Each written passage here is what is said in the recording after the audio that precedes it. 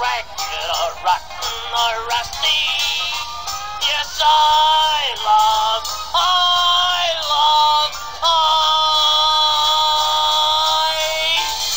trash.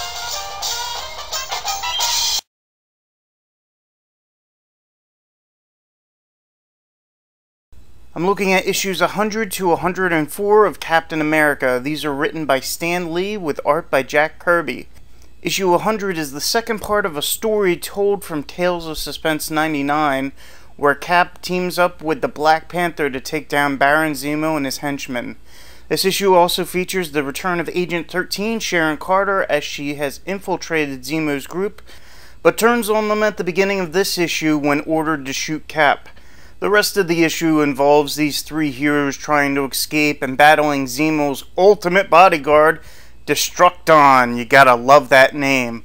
The end sees Zemo revealed not as the Baron, but as his personal pilot masquerading as Zemo, and the Black Panther convinces Zemo's henchmen to lay down their arms since there's technically no one to pay them.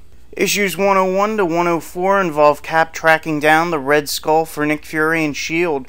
The Skull first plans on awakening his secret fourth sleeper, which at the time Cap and Nick only believed there to be 3 sleepers, all destroyed. Again, Sharon Carter gets involved and eventually they defeat the sleeper before it can do much damage. Then the Skull learns of Sharon and Cap's feelings for each other and kidnaps Sharon in the hopes of drawing Cap to him. Of course Cap comes to her rescue, but during a brief incarceration, the Red Skull attaches a piece of metallic tape to the back of Cap's neck. After they escape, Cap and Sharon learn that if the tape is removed, it will set off a neutron bomb in Washington, D.C. Therefore, Cap is forced to return to the Skull's island fortress and submit to his whim.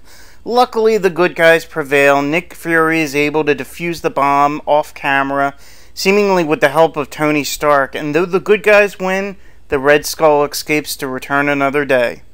Now these first 5 issues are a nice nostalgic trip to the late 60s and what Stan was doing with Marvel Comics.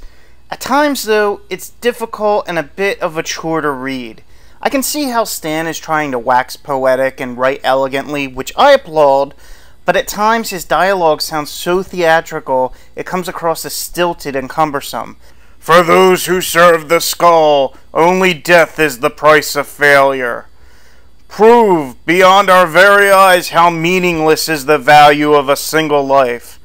You know, translating this text is relatively easy, but even in the era it was written, this must have had kids scratching their heads. Do grown-ups actually talk like this?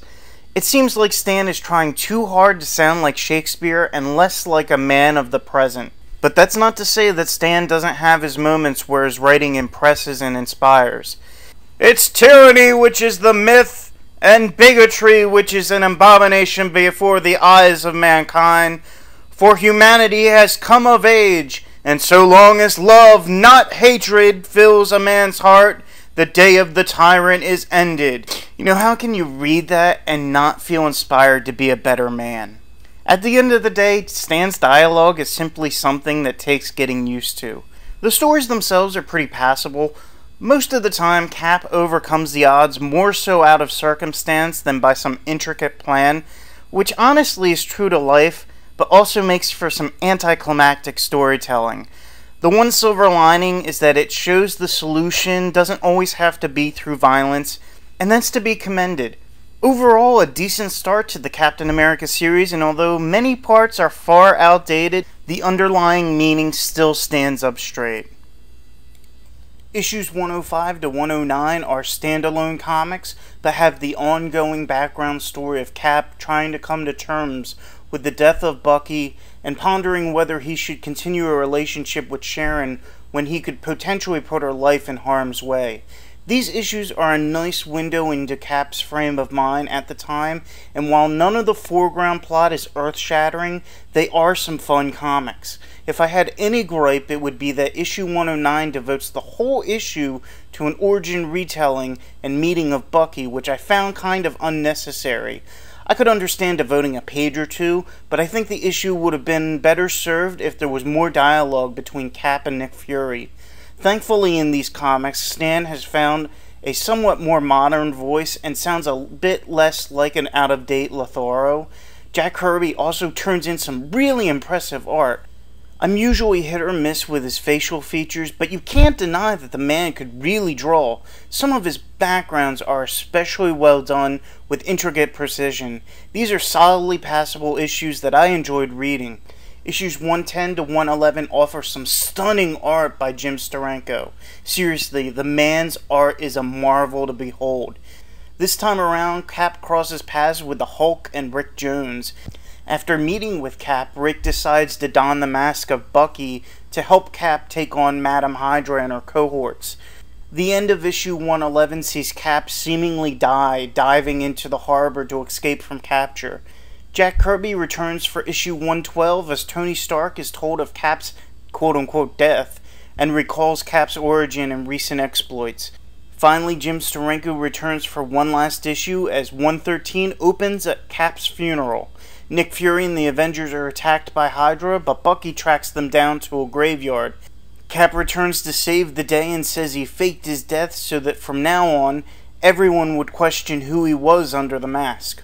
While yet again we waste an entire issue on recapping Cap's origin and whatnot, these are an interesting set of comics. They seem to change the status quo of Cap from being a high-profile Avenger whose identity everyone knows to more of a mysterious cowed crusader whose identity is secret. That sounds familiar.